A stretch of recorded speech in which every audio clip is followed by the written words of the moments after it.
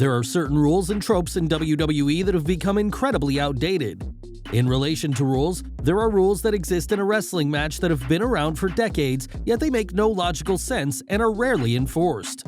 In relation to tropes, these are things written in WWE lore that, while still officially a thing from a kayfabe perspective, are subjectively used based on the specific storyline, and this just leads to severe continuity errors.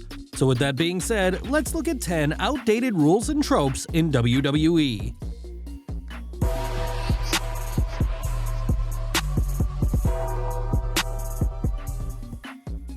Be sure to subscribe and hit that notification bell for daily wrestling videos, and follow us on Facebook for exclusive lists. Also check out Wrestlelamia.co.uk and our non-wrestling channel. Incredible! Number 10. The Closed Fist. In every WWE match, an established rule exists which states that wrestlers aren't permitted to use a closed fist to punch their opponent.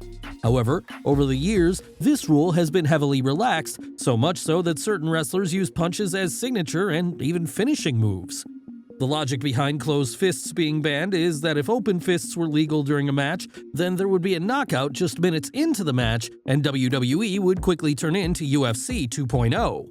WWE have struggled to rationalize this rule in the past. In fact, when Roman Reigns performs his Superman punch, WWE's commentary team simply ignores the fact that it's an illegal maneuver. Number 9. The referee is weak.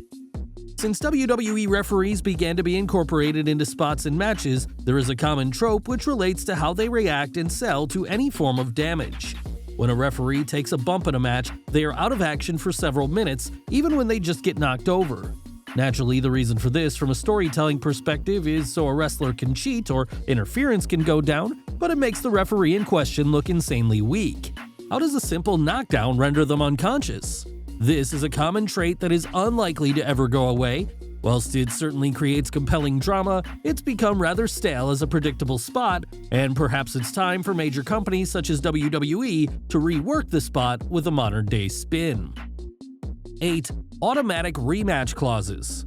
One of the unwritten rules in WWE is that once a champion loses their title, they have an automatic rematch. However, WWE have been extremely selective in relation to how this has been applied.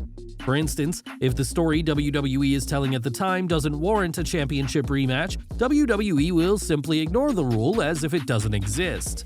This was seen when Kofi Kingston lost the WWE title to Brock Lesnar in 2019. Instead of receiving his rematch, WWE opted to pretend that the rule doesn't exist, and Kingston nor WWE would never mention it on TV. This can become frustrating as a viewer, as the lack of consistency in relation to how it is applied can show a lack of care and attention on behalf of WWE. Number 7. 5-second grace period. A huge WWE rule that many fans aren't aware of is the 5-second grace period. This rule exists predominantly in tag team matches and states that when someone is tagged into a match, their partner has 5 seconds to exit the ring. You can often see referees counting to 5 when both wrestlers are in the ring, but it's not exactly a rarity for referees to completely forget and let it slide. In a modern-day WWE match, a ton of offense is conducted by 2 wrestlers in the ring, and this, in theory, should be a disqualification. To say the rule is outdated and nonsensical is an understatement, and WWE should look to remove it from their internal rulebook. Number 6. Chokes are illegal. Chokes are outright illegal in a WWE match, but this doesn't stop wrestlers using a chokehold as a submission move. Take, for instance, Samoa Joe. He would use his coquina clutch throughout his time in WWE, but it was never addressed as to just why Joe was allowed to perform the move. WWE has a weird policy on chokes, and it likely predominantly relates to their PG guidelines. Additionally, WWE's policy in relation to chokes goes one step further. According to WWE legend The Big Show, when WWE wrestlers pose with fans, they aren't permitted to pose in any way which replicates a choke.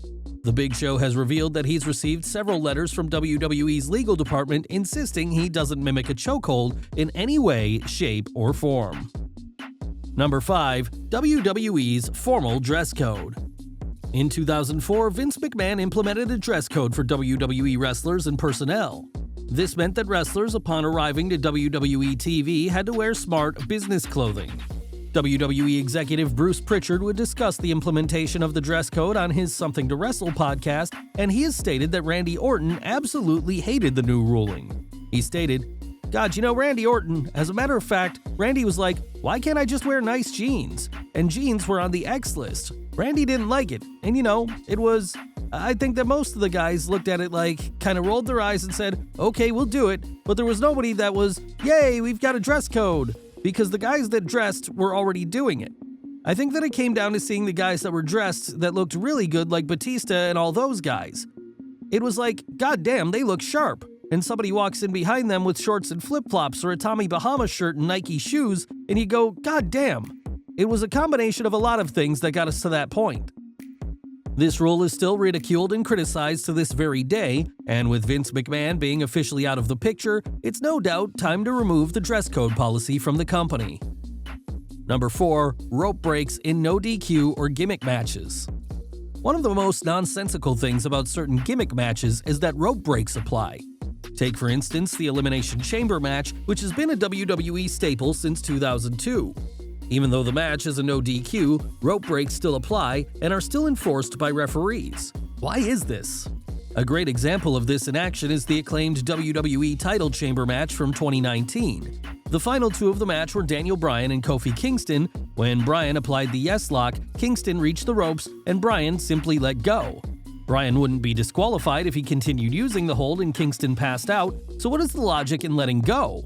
This is one of those rules that is just a given in certain matches, but when you actually think about the rationale behind the established rule, that's when the flaws come to light. Number 3. 30-day title defense rule.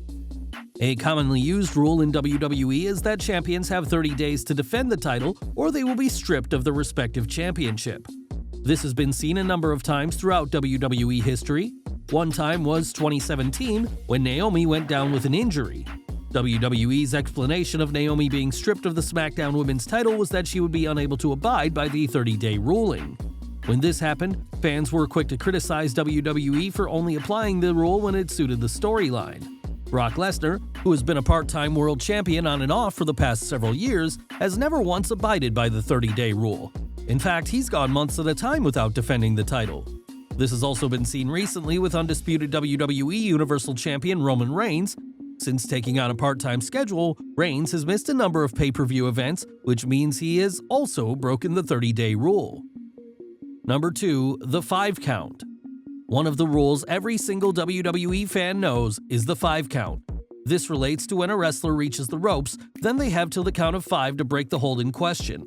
In theory, if a wrestler fails to break their hold at 5, it should result in an automatic disqualification, but this rarely, if ever, happens in WWE. This rule is outdated simply because it's never enforced, making it completely pointless. The rule still being present on WWE TV makes the referees look incompetent and inferior, as when the wrestler has failed to break their hold at 5, the referee stands there awkwardly as if they have no power or authority. Number 1. Royal Rumble Elimination Rules. The Royal Rumble match is one of the most popular match types in WWE history. Debuting in 1988, the match type has become synonymous with WWE and specifically the start of WrestleMania season. Unfortunately, there is a rule that exists in the Rumble match which is flawed and needs to be removed. This relates to how Rumble competitors can be eliminated by someone not legally in the match. This has been seen a number of times throughout the past few decades.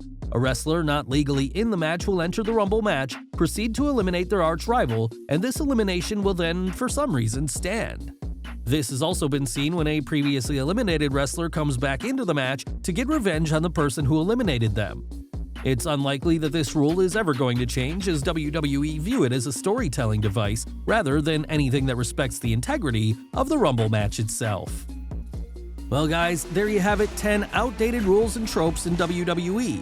Do you know of any other outdated rules and tropes in WWE? Be sure to let us know in the comments below. And don't forget to subscribe to our channel, follow us on Instagram and Twitter, and we'll see you next time for some more wrestling content.